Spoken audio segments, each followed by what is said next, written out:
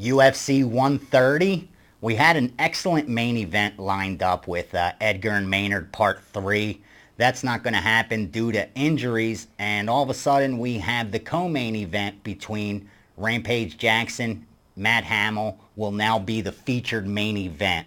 That's an interesting fight, to be honest with you. And I'm one of those guys that I like to bet dogs, especially in MMA, because there's just so many ways to beat your opponent. Unfortunately, last UFC 129, the only value I saw was in 3 favorites. We bet all 3, we cashed all 3.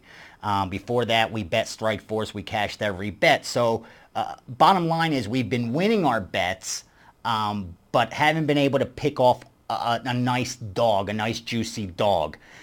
So I came into this main event hoping that I'd be able to do that, because of the fact I've watched Matt Hamill from Tough, and really thought he was going to win it till he got injured. He was Tito's main boy there, and just a great story. I mean, the kid's been raised with that disability, hasn't let it hold him back at all. And I really was trying to find reasons to back Matt Hamill. Randy Couture came out and said Hamill's going to win this fight. So here's a guy in MMA. Nobody knows it as well as Couture, and he's advocating Hamill win this fight. So that made me, look to the dog. But to be honest with you fellas, after really breaking this fight down, I just can't advocate or urge you to grab the plus money with Matt Hamill. Here's the problem. His stand-up is extremely sloppy, where Rampage's stand-up is extremely technical. The problem with Rampage has been this. During Pride, he'd come out and, like he always says, Quinton trains, Rampage fights. And the Rampage would come out and he would slam the guy to the mat, hold him down, and just apply a lot of punishment there. Since he came to UFC, we haven't seen that Rampage Jackson. We've been seeing the stand-up fighter. He's done quite well, but we haven't seen that Rampage of Pride. With that said, in his last fight against Lyoto Machida, I loved it when he came out to the Pride music. And I was expecting that maybe we'd get a glimpse of the old Rampage Jackson, but instead we saw another strike fest. Against some guys, that may be a problem, becoming more one-dimensional. But against Matt Hamill, I don't think that will be. The problem with Hamill is this. He's willing to trade with guys instead of use his attributes. Meaning, I've watched plenty of Matt Hamill fights where I was yelling at the TV, use your wrestling, use your wrestling. And yet he was willing to stand there and strike with the opponent. And I think if he does that with Rampage, there's going to be a problem. Rampage has excellent defense on takedowns. The only one who had any success was Rashad Evans, and because of that, Rashad got the win. But other than that fight, where it seemed like Rampage gassed, his takedown defense has been phenomenal.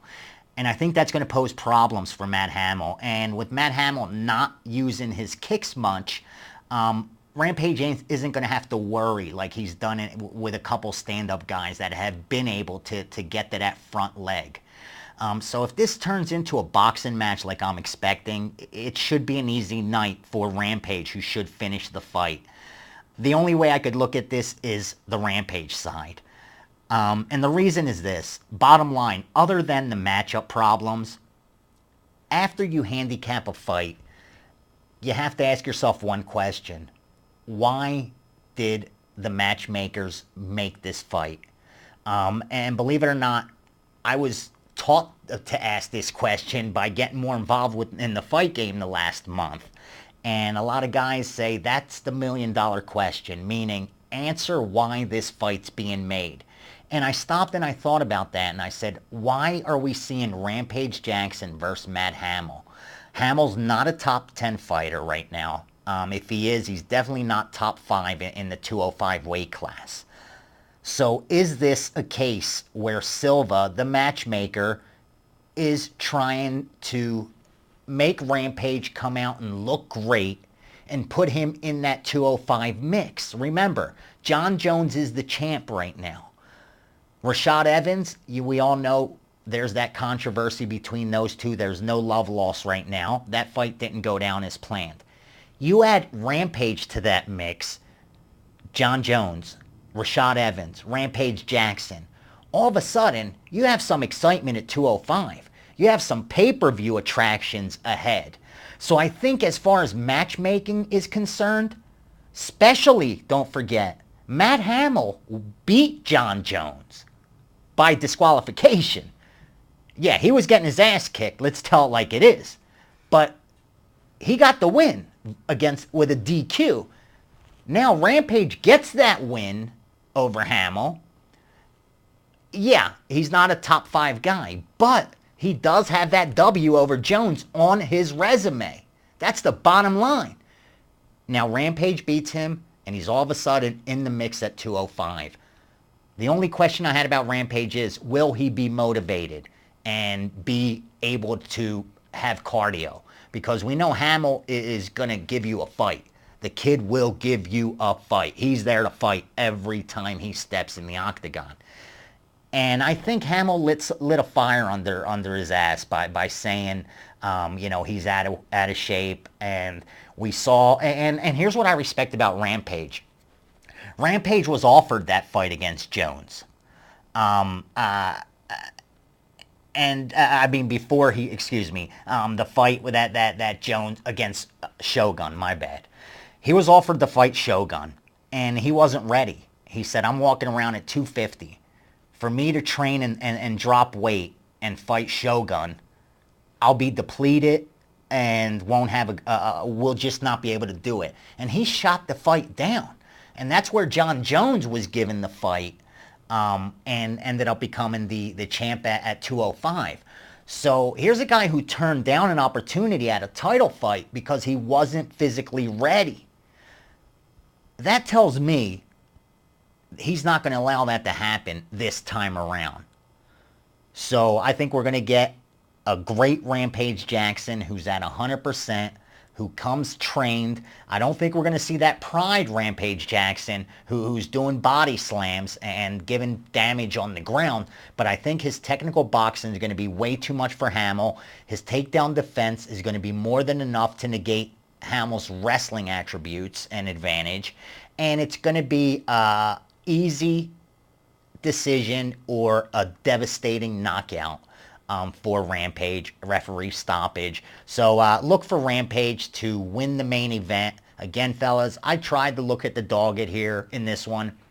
I know that Couture gave out the dog. I'm a fan of Matt Hamill's more than I am of Rampage. But I bet to make money, and I don't let emotion get in the way. I use analytics, I use reasoning, and the matchup and style supports a play on Rampage. The reasoning as far as why was this fight created? Why is the UFC pitting these two fighters together? What's to gain from this? I think we answered that in this video. So everything points to a Rampage Jackson victory, and then him to enter that 205 championship equation. Like I said, he could have went up against Shogun. He turned it down. Jones is now the champ. Hamill has a W over Jones with a win. It shoots Rampage. Remember, he has everything to lose, nothing to gain, but he did take this fight. That tells me he knows how big it could be for him if he gets this win. Look for Rampage, get the W. Lay it early. This line should only go up.